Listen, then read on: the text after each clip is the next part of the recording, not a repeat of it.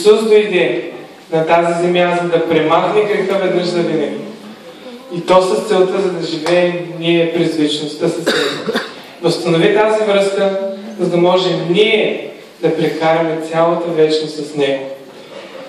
Две служения искаме да поздравим църквата. Това са тинейджерите и младежите. Няма да бъдем толкова сладки като децата и толкова дълги, но вярвам, че ще бъдем много интересни.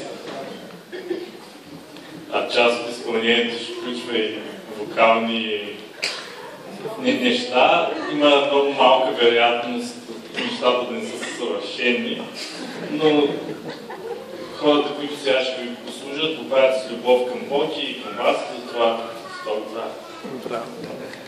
Бъдете благословени.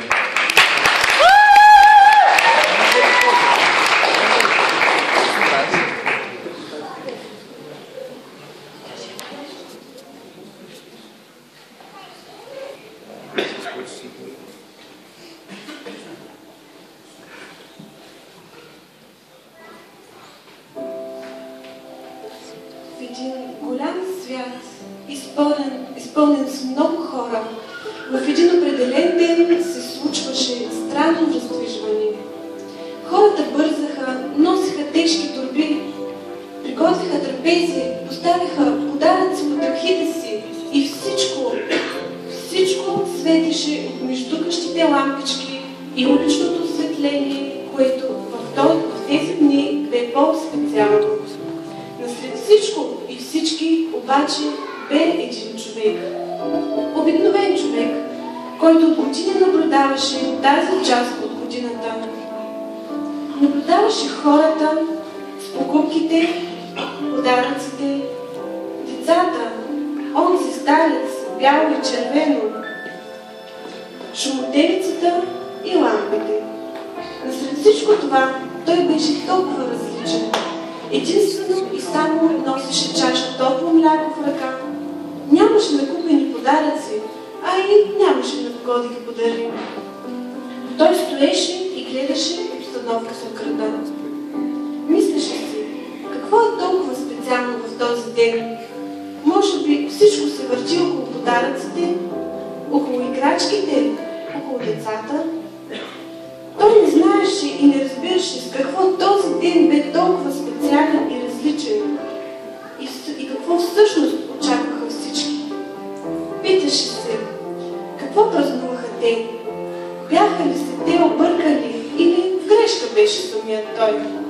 Всъщност имаше хора, които разбираха празника, имаше такива, които имаха онова, което на него му липсваше. А какво всъщност беше то? Надежда, защото тя ни помага да продължим напред.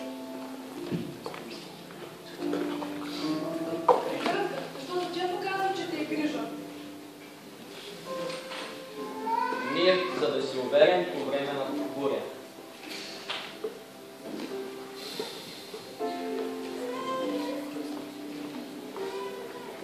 Семейство, защото всички имаме един баща.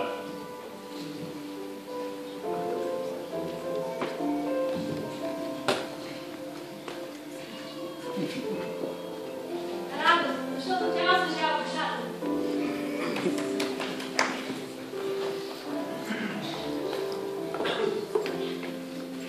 Любов, защото тя свършва всичко съвършенство.